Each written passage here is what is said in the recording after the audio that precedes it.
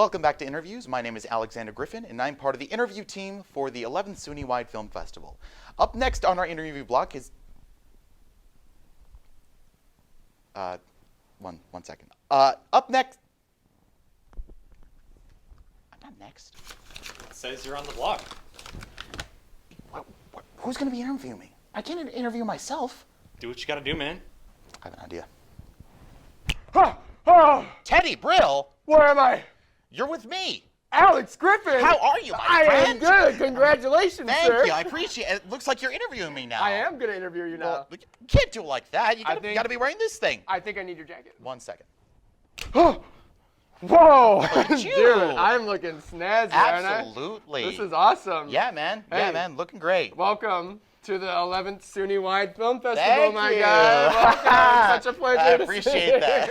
Hey, I got to say, congratulations, by the way, on winning the audience choice. Thank you so much. For the film festival. That is Thank you. amazing. Can Thank you describe to me your experience after winning that? Like, how much joy were you filled with when you I got was this? feeling a lot of joy. Yeah. I was really feeling a lot of joy.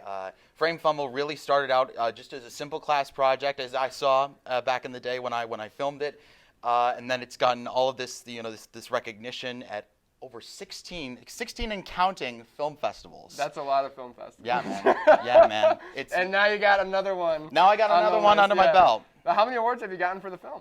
So I've gotten one win at the Across the Globe Film Festival. I won for Best Editing, but I also got a nomination for Best Short Film at the same festival, right? Oh, that is so nice. But I also got a couple of honorable mentions as well, and the rest are just selection after selection after selection after selection. And see, you mentioned the editing, and I really want to talk about the editing of Fumble because I think that is very important. Thank you. To the overall success of your film. So go ahead and describe to me what was the philosophy behind the editing and how does that emphasize the story that you're trying to tell? So I really channeled my inner Walt Disney, inner Looney Tunes, Buster Keaton with that, and I wanted to imitate the pacing as much as I could for Fumble, having like the increased speed, the increased frame rate, and just have like a whimsical nature, turning everything black and white, so it's authentic, comedy film, slapstick film of the 1920s, 1930s.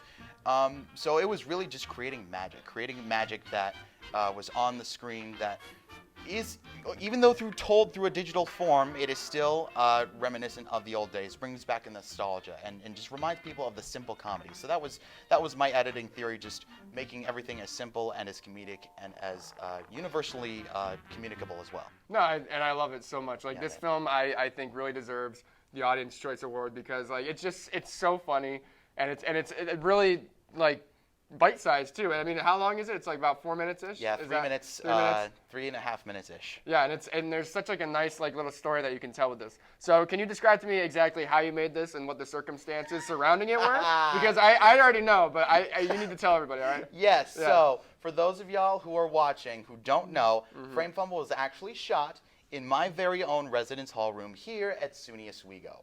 I was filming it just in there with no help and with only my own equipment. That's incredible. So it was only me. I was the only crew, and I, of course, starred in it, but I had to manage lighting, I had to manage sound, I had to manage the editing, of course, and I also had to direct the film to make sure that it was, part of the story that I wanted to tell, right? So as a follow-up question, can you describe your setup for that? Yes. Like, so where was the camera? I mean, obviously there's multiple points of views, but then we also have like, where was the boomstick? Was there a boomstick involved, or is that camera audio? It was pretty much camera audio, and then extra sound effects I added in from YouTube and freesound.org that I added in as extra, but the camera audio really helped to sync up as well. So it was really just the camera and me and the tripod for the entire thing, just around the desk, and using several light stands like LED lights just around the room wherever I could fit them in. Yeah, and you did a really good job setting them up because I could tell by watching it you have like a lot of like good outline lights around your head, so to make sure you're not like blending in with the background. Can Can you describe to me like the whimsicalness of your character itself? Because on the computer, I when you look at what he's typing, it's just like a bunch of like nonsense. Like, why did you come up with that? So it's not really important to the story what kind of work he's doing. Rather the fact that he is doing work and that he is being constantly interrupted, right? I felt like going into the type of work that this character was really putting in, it would be distracting to the audience for them to have to like to read the fine print on the screen and then go into all that detail. But I just stick with like squiggly lines because sometimes when you're watching cartoons, they have like documents on screen. It really is just squiggly lines, right? So you aren't really able to see what's on the document, and so just knowing that the document's there and that the character has to make a choice, that's what really motivated to put that on the screen. But it really, again, it brings the antagonist back to the frame moving around, right? So it brings the focus back to the character and his relationship with the frame. So I really appreciate that answer. The squiggly lines to me just makes it even more funny because it seems like he's working on something so ridiculous. Like, what is he working on? And you already know, like, it doesn't matter what he's working on because that's not the whole point. If I had to guess, though, he would probably be working on, like, analytical statistics. Just sitting over there doing math. Doing that's what that kind of math looks like on screen. But, right. So to him, it's way more complicated. But to us, it's like we can't even comprehend it. But you said something about the antagonist of the story, which is interesting to me because you said it's the frame itself that keeps beating back on your character. So the frame. So why is the frame? Is there like a motivation behind the antagonist, or? There is, as far as I know, no motivation behind the antagonist, but in a lot of cartoons, the antagonist just does whatever they want to do for a reason that us as the audience may never find out. Yeah. So the frame is just there. The frame is just messing with the character, just for the fun of it, because honestly, my character is a pretty easy target, I would say. In the grand scheme of things, because he's trying to get a lot of work done, he's really stressed, and he only has one place he can do it, at his desk, and it's due in 15 minutes. So it's the perfect scenario for the frame to come in and just be like, I'm going to mess with you, right? And right at the end, when the character thinks he's got everything done, the frame comes back in. Yeah, I love that you star in your own film, too. Can you describe to me what was going on in your head when you're sitting in front of your camera? I assume by yourself, right? Yes. Like, what is going on in your head as an actor when you're just sitting there going like, I have to make goofy faces, or I have to do something like, how does that work? The crazier it feels, the more unnatural it feels, the better, right? There are many things that I have to worry about, like, am I getting enough exposure in this shot? Is this well focused enough? Am I going to be able to stay in the frame?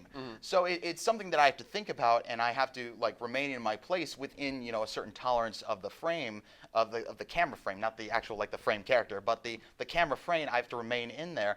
So it really is a balancing act, keeping all of those things in mind and keeping all of those different aspects of the shot, while I have to assume this character and have this this different world inside my head. And plus I have to act as if, an abstract frame is pushing me to the side. Yeah, and you don't know where that is or how it's pushing you. Yeah. Exactly. And the frame could come from anywhere.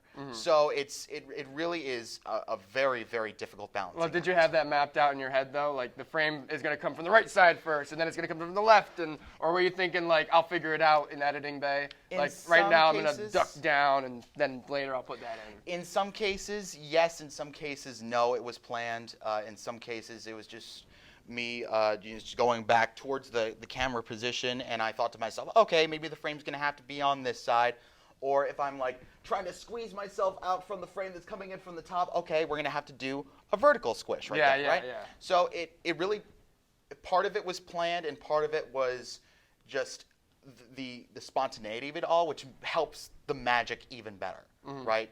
Having to adapt the frame to the circumstances of the shot, it was something that even I wasn't expecting to have to animate in certain positions, but you know what? It turned out for the best because it just makes it even goofier. And right? Speaking of animation, how did you animate it?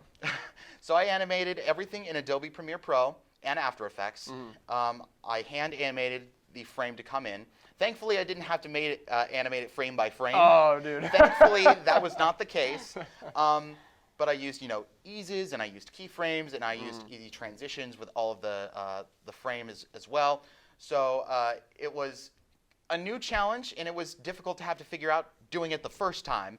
But now that I have a grasp on it, maybe there might be, a frame coming in future iterations of the Frame Fumble universe. There you go. Yeah. Are you working on a second one right now? I am working on a sequel or a second installment into the Frame Fumble universe called Musical Mayhem. Stay tuned for that at Dream Quarter Productions on YouTube coming this May. That'll be there next semester. Next year for SWFF-12 most likely, I assume, right? Yes. Yeah. You got to submit that everywhere. Yes, absolutely. Alex, it's been a pleasure talking to you here. I'm so glad we got to do this interview. Thanks so much. Everybody, make sure to watch Frame Fumble on inventive.com. Make sure to go to the SWFF website, and you can view it under the narrative comedy section of our lineup, okay? Alex, thank you again. Thanks so much, my friend. Thank you. Is there anything else you want to say before we end it? The frame!